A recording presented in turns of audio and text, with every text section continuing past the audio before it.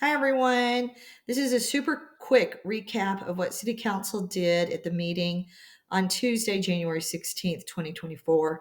First of all, we had a workshop regarding the wastewater treatment plant in which the engineers zoomed in with us and discussed things that we might want to do in order to get the repairs started and underway for the wastewater treatment plant. Then we moved into the regular City Council meeting. The first portion of it was fairly quick. We had a mayor report, and then consent agenda only had 2 items. So we were able to move into information or discussion items fairly rapidly.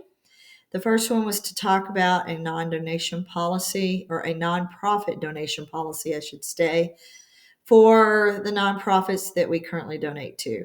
The city donates to certain nonprofits on this list, and we're hoping that with a nonprofit donation policy, if it's written correctly, we should be able to increase transparency and fairness as far as which nonprofits receive funding and how much. Now, this could vary year to year depending on the budget that the city has. There could be years where there's not any money to donate to nonprofits at all.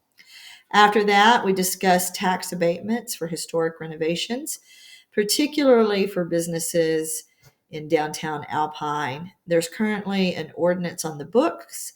It's old and it's never been used. There's things in it that no longer apply, so we will need to update that. We also discussed short-term rental ordinance that is in place, as well as key objectives that the city council wants the Parks and Recreation Board to focus on. We had a wonderful presentation regarding dark skies from Stephen Hummel.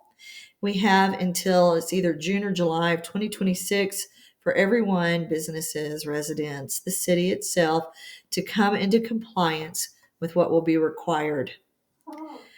After that, we discussed the need that anytime there's an annexation, that in the annexation papers that we state what ward individuals in the newly annexed area will be included in. We've discovered some problems with Ward 2 districting boundaries. There was an annexation of a certain area. Some of the individuals were placed into Ward 3, some Ward 2, and some not placed into anything at all. And even though they're city residents, they are not listed as being in a ward. The list you see here is the list of items that council wants to take care of. It's a long list, as you can see, so we needed to prioritize what would happen first, second, and third. After all those town hall meetings we had and strategic planning sessions, we know the residents do want us to focus on the wastewater treatment plant first and foremost, and of course, we will do that. Second, they wanted us to focus on employee retention, and then third, on streets. So that will be the order for these types of items. After that, we went into an executive session, and you can see the list of items that we had in the executive session. I think in my haste, I skipped over a couple items here. We did accept the resignation of Councilmember Judy Stokes from Ward 1. She told us she is able to serve until the May election, so then we reappointed her as the temporary representative until May. Even number years, you have an election for wards 2, 4, and the mayor.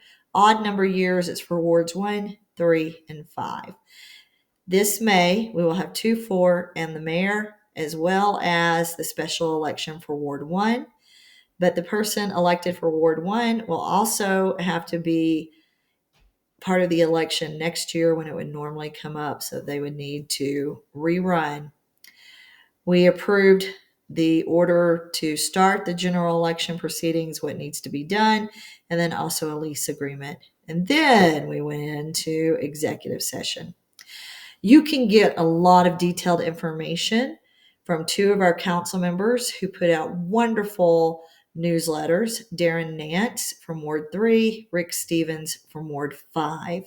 I highly recommend you sign up for both of those. You don't have to live in one of those wards.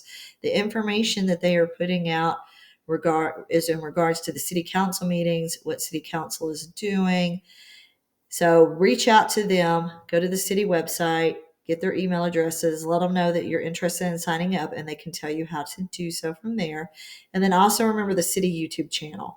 you can go there. You can see what happened during the workshop and also during the city council meetings. Some invaluable sources of information.